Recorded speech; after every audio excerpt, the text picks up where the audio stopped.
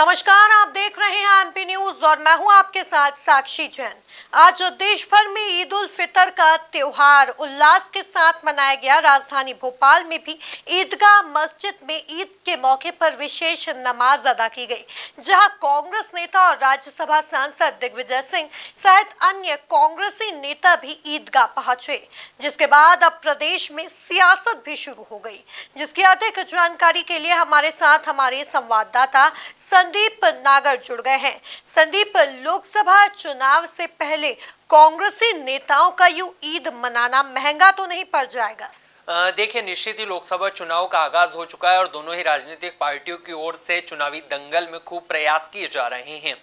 मध्य प्रदेश की 29 लोकसभा सीटों पर दोनों ही राजनीतिक पार्टियों की पैनी नजर है और दोनों ही राजनीतिक पार्टियां पूरी जोर ताकत के साथ जो है चुनावी दंगल में अपनी जीत हासिल करने के लिए खूब पसीना बहा रही है। उसी कड़ी में अगर आज की बात की जाए तो आज पूरे देश में हर्ष और उल्लास के साथ जो है ईद का पर्व मनाया गया, लेकिन दिग्विजय सिंह सहित पूरी कांग्रेस पलटन का यूं राजधानी भोपाल में मुसलमान समुदाय के साथ, मुसलमान भाइयों के साथ यूं ईद मनाना कहीं ना कहीं मध्य प्रदेश की राजनीति में हलचल पैदा करने वाला है। और जिस तरीके से पूरी कांग्रेस की टीम मुसलमान समुदाय के बीच में पहुंची, तो इससे कहीं ना कहीं मध्य प्रदेश का जो सियासी माहौल है वो अब गर्म होता हुआ नजर आ रहा है। लेकिन कहीं ना कहीं दिग्विजय सिंह और तमाम पीसीसी चीफ जीतू पटवारी और अन्य नेताओं के साथ जिस तरीके से आज कांग्रेसी कार्यकर्ता गए थे, कहीं ना कहीं उन्होंने सामाजिक सद्भावना और एक अपनत्व का जो मैसेज है वो कांग्रेस पार्टी की ओर से देने की कोशिश की गई। लेकिन भारतीय जनता पार्टी इसे लोकसभा चुनाव में मुद्दा बनाती हुई नजर आएगी और आने वाले दिनों में कहीं ना कहीं वो दिग्विजय सिंह समेत पीसीसी चीफ जीतू पटवारी और तमाम कांग्रेस कार्यकर्ता और नेताओं को इसके लिए आड़े हाथों भी लेने वाली दिखाई दे सकती है। अगर कांग्रेस की बात की जाए तो लगातार वो हिंदू विरोधी पार्टी होने का जो तमगा है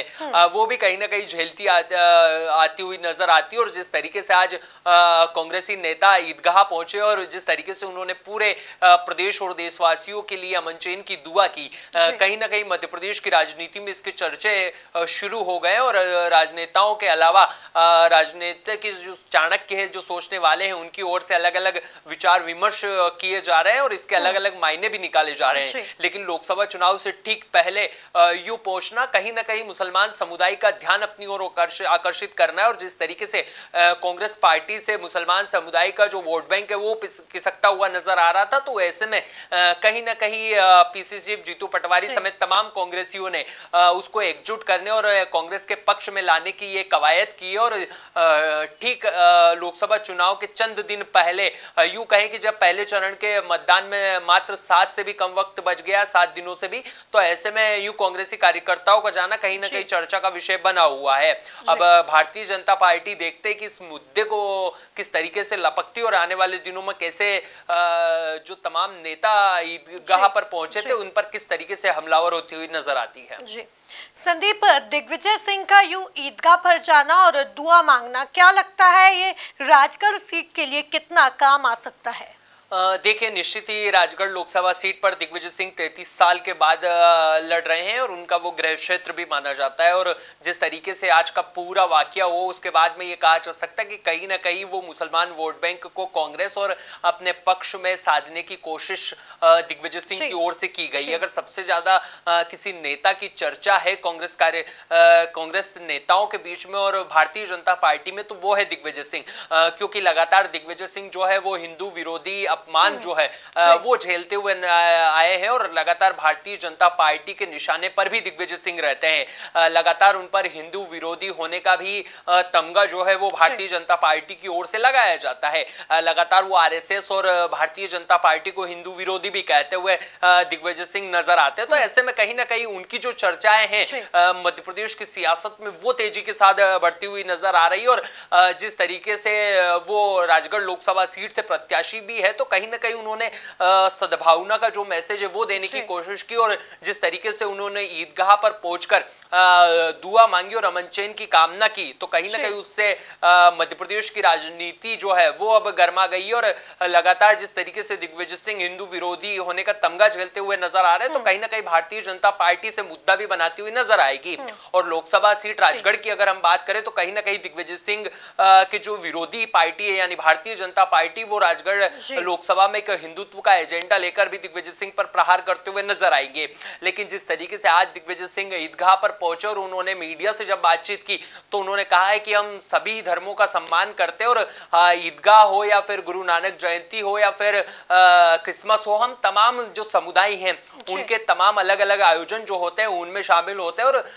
पूरे देश में जो है वो सद्भावना का मैसेज, एकता का मैसेज, एकजुटता का संदेश जो है वो कांग्रेस पार्टी की ओर से दिया जाता है। और यही कारण है कि आज हम ईदगाह पर पहुंचे हैं। उन्होंने इस दौरान राहुल गांधी की भारत जोड़ो न्याय यात्रा का भी मैसेज किया, और उन्होंने भारतीय जनता पार्टी पर हमला बोलते हुए कहा कि जो भाजपा है वो कहीं ना कहीं देश को तोड़ने की बात करती है, लेकिन हम जोड़ने की बात करते हैं। तो ऐसे में कहा जा सकता है कि राजगढ़ लोकसभा सीट को लेकर कहीं ना कहीं दिग्विजय सिंह अपनी प्री प्लानिंग जो है वो बनाते हुए नजर आ रहे हैं। और जिस तरीके से मुसलमान समुदाय के बीच से एक बड़ा मैसेज देने की दिग्विजय सिंह समेत तमाम कांग्रेसी कार्यकर्ताओं ने ये मैसेज देने की कोशिश की, तो कहीं ना कहीं लोकसभा चुनाव के जो परिणाम है उनमें भी कहीं ना कहीं इसका असर देखने को जरूर मिलेगा। अगर राजगढ़ लोकसभा सीट की बात की जाए तो भारतीय जनता पार्टी निश्चित ही इसे आने वाले दिनों में मुद्दा बनाएगी और दिग्विजय सिंह के विपक्ष में इसको लेकर जाएगी, और कैसे उनको हिंदू विरोधी चेहरा घोषित कर दिया जाए इसको लेकर भी भारतीय जनता पार्टी अपनी पूरी ताकत जो है वो लगाती हुई नजर आएगी। लेकिन अब देखना होगा कि जो मतदाता हैं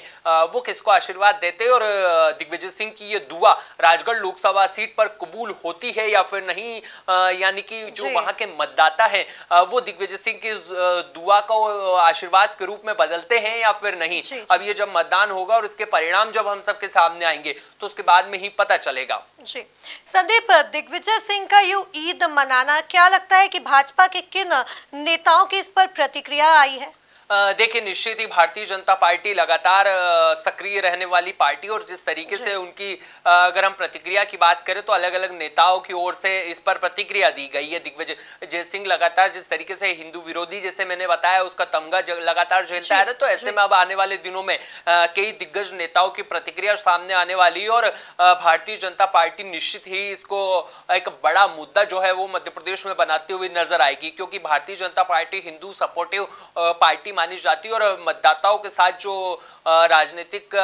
राजनीति को समझने वाले लोग हैं वो भी कहीं ना कहीं भारतीय जनता पार्टी को हिंदू सपोर्टिव पार्टी मानती है। लेकिन कहीं ना कहीं कांग्रेस जो है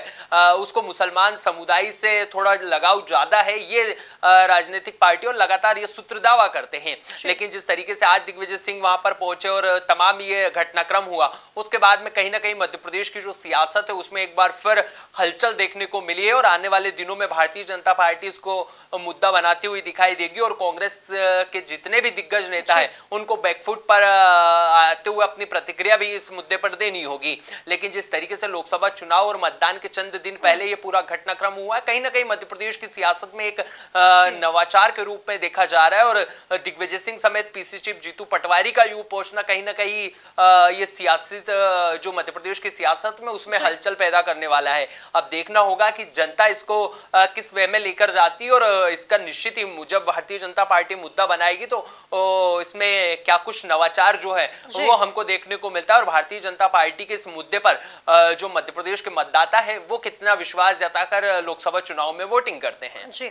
कुल मिलाकर देखा जाए तो राजगढ़ सीट से प्रत्याशी और पूर्व मुख्यमंत्री दिग्विजय सिंह आज ईद पर ईदगाह पहुंचे और उन्होंने जीत की दुआ मांगी। अब देखना यह होगा कि उनकी दुआ कबूल हो पाती है या नहीं। तब तक के लिए आप बने रहिए एमपी न्यूज के साथ। नमस्कार। एमपी की नब्ज, एमपी का हाल, मध्य प्रदेश की हर खबर एमपी न्यूज टीवी के साथ। लगातार खबरों के लिए सब्सक्राइब करें हमारा YouTube channel MP news TV. Latest updates के लिए बेल आइकन दबाना जरा भी न भूलें।